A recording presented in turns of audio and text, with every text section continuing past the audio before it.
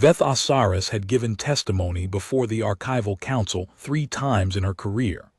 The first time, she had described the retrieval of a shattered codex on the moons of Preth. The second time, she had catalogued the linguistic drift of the Vasun migration tablets. The third time, the time that mattered, she described what she had witnessed in the excavation chamber beneath the Velkaran plain, on a dead world called Durath, when a young human woman named Myra Solano reached out and touched the Amaranthine Seal. That was the beginning of the testimony the council actually remembered. She told it this way. The dig had been running for 11 months when they found the lower chamber. Durath was a graveyard world, nothing living within 600 light-years, its civilization ground to silence by something no modern survey had ever named.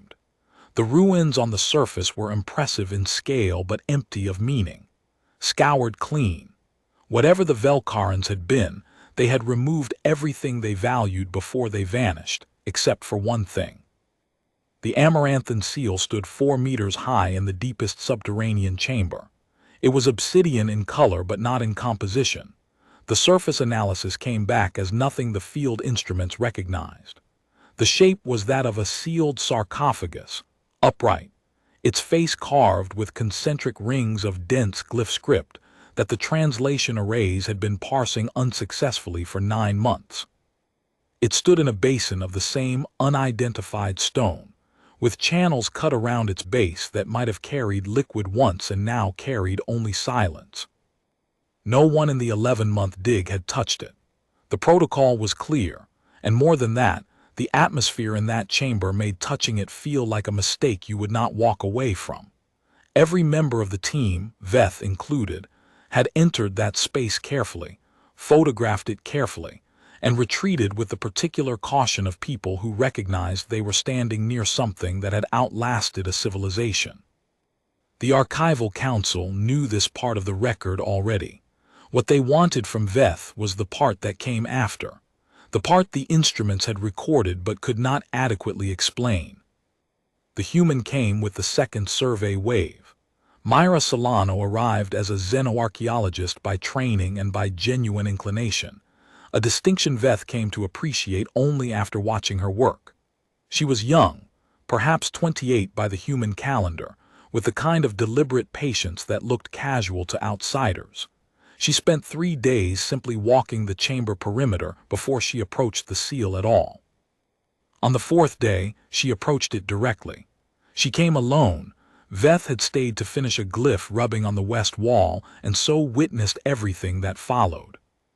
Myra Solano stood before the Amaranthine Seal for a long time without moving, long enough that Veth forgot to work and simply watched. Then the young woman crouched, opened her kit and removed a soft bristled brush. She began cleaning dust from the lower register of the glyph script, not testing it, not prodding it with instruments, cleaning it the way a conservator tends something that deserves the care. The first glyph lit. It was a single point of pale gold in the deep obsidian face, no larger than Veth's thumbnail, and it pulsed once and held. Veth's stylus hit the ground. Myra did not move. She watched the lit glyph for a moment, then drew her brush one careful stroke further along the carved channel, removing another 800 years of dust. 3 more glyphs lit.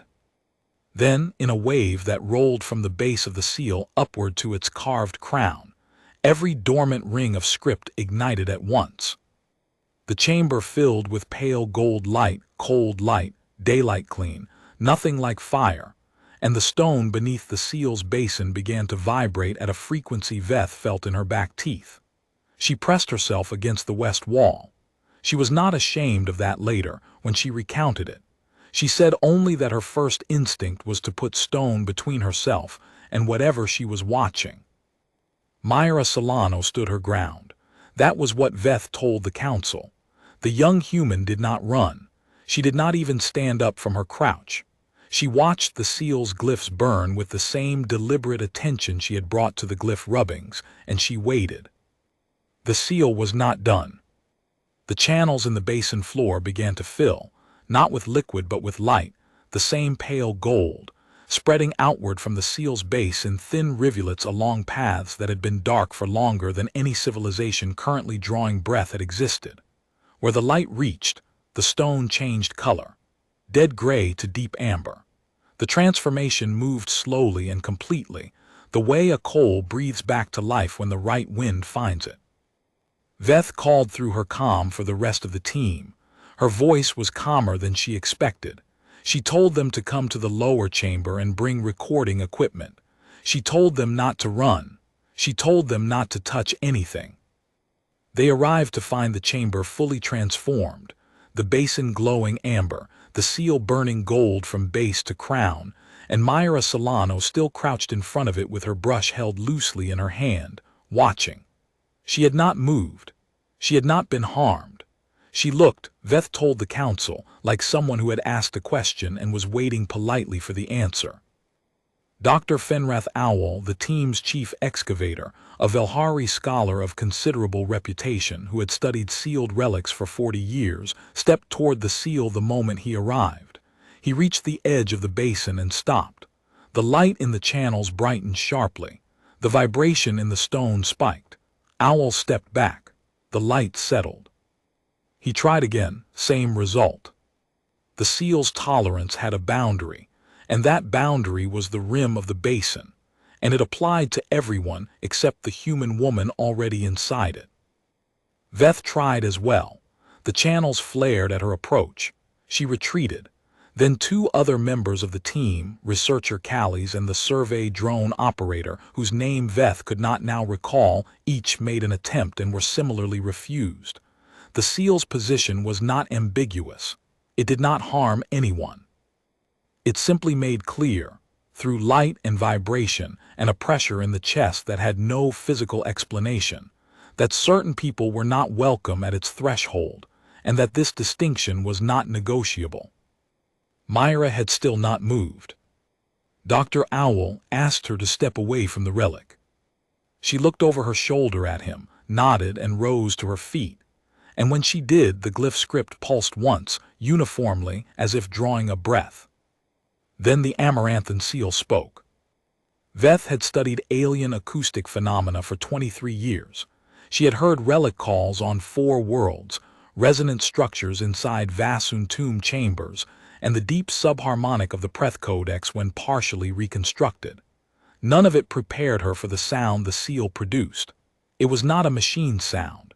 It was not wind through stone. It was a voice, the remnant of an intelligence so old it had no mouth, using the resonance of its own carved structure to shape something that passed through the air as language. The translation arrays recorded it. They parsed it in 0.4 seconds. The output appeared on every team member's device simultaneously. Keeper of the Unbroken Seal. 4 words on Veth's screen. She looked at the screen. She looked at Myra Solano, who had gone completely still. She looked back at the screen. Not a command, not a warning, a name, a title conferred the way an ancient institution confers anything, with the assumption that the recipient already knows what it means, and that the conferral is simply the formal acknowledgement of a fact that has always been true. Keeper of the Unbroken Seal. The young human stood with the brush still in her hand, and said nothing for a long moment. Then she asked, quietly speaking to the seal, which Veth thought was either madness or the most appropriate response available, "What is inside?" The seal did not answer that question. Veth told the council she did not know whether it was incapable of answering or simply chose not to. What it did instead was begin, slowly and with tremendous mechanical deliberation, to change. The concentric glyph rings on its face began to rotate. Not all at once, 1 ring at a time, the innermost first, each ring completing its rotation before the next began. The process took 11 minutes. The team stood in the amberlit chamber and did not speak, and did not move, and watched. When the last ring completed its turn, the seal's face did not open. Instead, the glyph script on its surface rearranged. The dense, untranslatable inscription the arrays had been parsing for 9 months resolved itself into a new configuration, simpler, cleaner, and the arrays parsed it in under 2 seconds. It was a record of custody, a list of names in an archaic script, the Velkaran equivalent of a deed or a commission, and at the bottom of that list, added now in real time, in a character set the arrays identified as a living adaptation of the old script, was Myra Solano's name, written in the Velkaran system's own phonetic mapping of a language that had not existed when the seal was made. 8,000 years of custody. 41 names above hers in script so old the language it represented had no living speakers. And at the bottom, hers, added by the seal itself, in a moment of recognition that no member of the team had authorized and no protocol had anticipated. The team stood in silence for a long time. One of the researchers said something under her breath that Veth did not catch. Dr. Owl, for once, said nothing at all. He studied the rearranged inscription with the expression of a man who has spent 40 years studying sealed relics and has just discovered that his 40 years were insufficient preparation. Veth had a great deal of respect for Fenrath Owl. She had never seen him look that way before, and she hoped, in the way one hopes about things already past, that she would not see it again. The team evacuated the chamber in an orderly fashion. Myra was the last to leave. At the threshold, she paused and looked back at the seal, still burning in its cold gold light, patient as a thing that had waited 8 millennia and understood that waiting had always been the easy part. She turned and walked out. None of the team followed immediately. They stood in the amber-lit chamber for another 30 seconds, looking at the seal, looking at the list, and then, without discussion, without instruction, they left as well. Veth told the council everything she had witnessed. She told it plainly, without embellishment, because embellishment would have been redundant. When the presiding archivist asked what Veth believed the seal contained, Veth gave the only honest answer she had. She did not know, no one did. The records recovered from the upper ruins suggested the Velkarans had sealed the Amaranthine chamber in the last years before their civilization went silent, sealed it deliberately, sealed it with every lock they had, not to imprison something, but to preserve it, to hold it safe through whatever was coming. Whatever was coming had come and gone. The Velkarans were gone. The seal had waited. The archivist asked whether Veth considered the seal a threat. He asked it in the tone of someone who expected a complicated answer and was bracing himself for it. Veth considered the question. She thought about the light that had gone gentle when Myra stood still. She thought about the channels carrying gold through stone that had been dead for 80 centuries. She thought about a list of custodians ending in a name written in a script the seal had assembled for the sole purpose of writing that name correctly. She thought about 4 words and the precision with which they had been aimed. She thought about what it meant to preserve something through the end of a civilization, and about the kind of faith required to build a lock that would know the right hands when they arrived. Not by bloodline, not by rank, not by any credential the Velkarans could have specified, but by the quality of attention a person brought to a dusty surface when no one was watching. No, she said, she did not consider it a threat. She considered it patient, she considered it faithful, and she considered what it meant that of every being who had stood in that chamber, every scholar, every surveyor, every Velhari academic who had spent careers studying sealed relics, every researcher who had approached that basin and been turned back. The only one the seal had recognized was a young human woman with a conservator's brush and the instinct to clean what needed cleaning before she asked what it meant. The archivist dismissed her.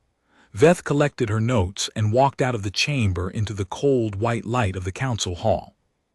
She did not say the last thing she believed, but she had thought it from the moment she watched the glyph script settle around Myra Solano's name, and she had thought it every day since. Whatever the Velkarans had preserved, whatever slept behind 8,000 years of locked obsidian and dead world silence, it had not been waiting to be found. It had been waiting to be tended. And it had known, across the full depth of its long patience, that eventually the right hands would come,